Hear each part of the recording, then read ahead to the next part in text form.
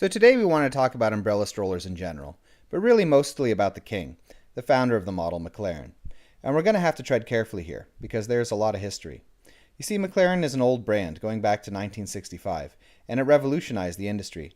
In fact, it revolutionized several industries. Owen Maclaren was an aeronautics engineer. He designed airplane undercarriages, wheels and landing gear and such.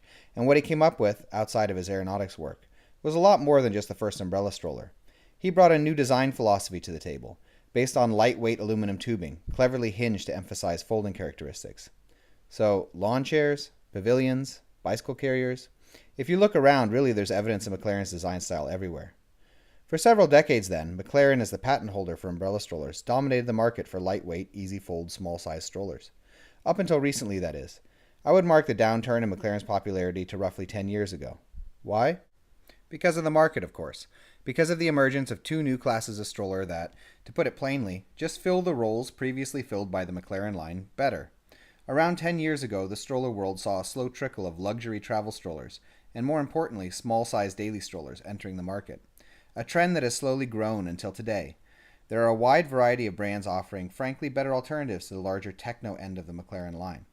And then 2012 saw a second front open up against Maclaren's market share, with the Baby's N Yo-Yo and a plethora of knockoffs eating away at the smaller Mark II Globetrotter Triumph end of the line. Don't get me wrong, Maclarens are still quite popular. As an industry leader for almost half a century, globally Maclaren's distribution is still quite well entrenched. Looking around the internet, you'll still see them toted everywhere, from blogs to YouTube channels. But I'll bet you there's a pretty fat, or at least easily accessible, affiliate reward to be had from that, and this doesn't necessarily speak to their actual sales numbers. I don't see many Maclaren strollers in the stores anymore, not here in Norway, and I'll bet it's the same a lot of other places as well.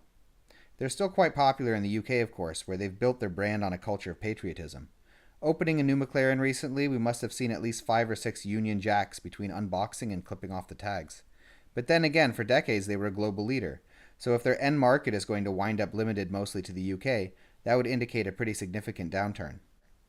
So then, coming from the premise that it's competition that has been eroding Maclaren's position, we must ask what it is about the design, the umbrella structure that is the heart of the company itself, that seems to have trouble living up to the competitors. Are there inherent flaws to the design? And if so, what are they? Well, having repaired several Maclarens over the years, I can say definitely that yes, there are flaws to the design.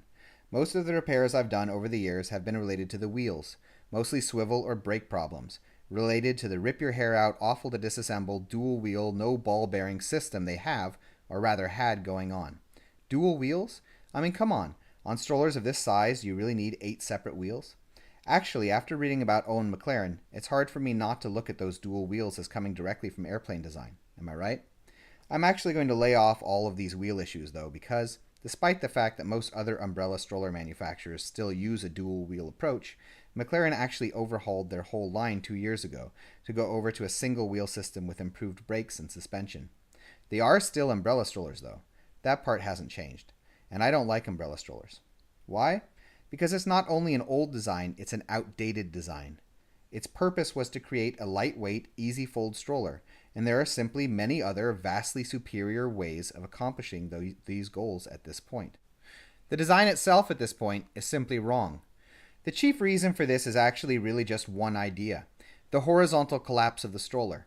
The idea that when you fold it, it's not just going to get shorter top to bottom, but skinnier. You see, on every stroller that I've seen implementing this sort of concept, and that includes the Boogaboo Donkey, as much as I love it for other reasons, as soon as you implement the necessary hinges and connection points for allowing for horizontal transformation, you open yourself up to weakening of these same joints and points over time, which then often leads to asymmetries in the chassis. And before you know it, top to bottom, side to side, the whole thing is just dreadfully loose and rickety.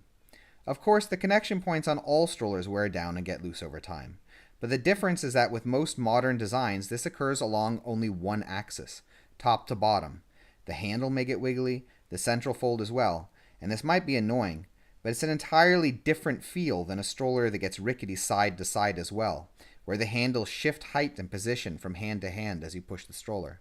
For an extreme modern example of this, test out how the GB Pocket feels sometime, and I mean right out of the box. Anyway, once those connection points start to wear down, and there are a lot of them on a Maclaren, the fold is not all that smooth anymore either. You don't get that sort of side-to-side asymmetrical wear on most modern strollers anymore. A baby's end will certainly get looser over time, but this looseness isn't going to make it harder to fold. And that's in addition to the fact that it's not going to feel loose horizontally. And even when a Maclaren does fold easily, it's simply not the most comfortable method of folding, nor the easiest stroller to carry when it's folded. I'd much rather fold and carry a baby Zen, or on the larger end a Baby Jogger City Mini, than a Maclaren, especially when what I have to then carry around is as large as a golf bag and might very well pinch my fingers. As I said earlier, most of the full-on problems, the sort of issues requiring the placement of parts, had to do with the old wheel system, and all that has now been updated. But what Maclaren seems to have failed to realize, at least in my opinion, is that the whole concept of an umbrella stroller is outdated as well. Or more likely, of course, they have thought of this and chosen to try and make it a vintage sort of thing, because that design is the company flagship, the key property, and stroller manufacturers don't like to dump their flagships.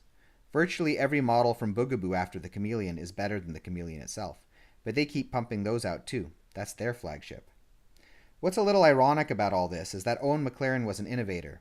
As the story goes, he designed the Maclaren buggy when his daughter visited them from the States, and he saw how much trouble she was having mounting what, at that time, was a conventional pushchair.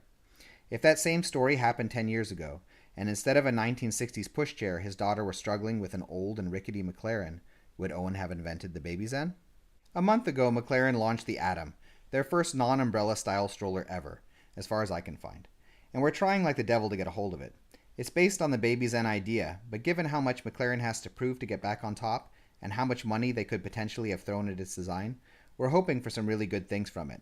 If it's good, and I don't mean half good, I mean rival the yo-yo good, then it could mean turning a new leaf for them. I frankly don't know yet, but we'll put a video up as soon as we get to have a look. In any case, we hope this video has been interesting.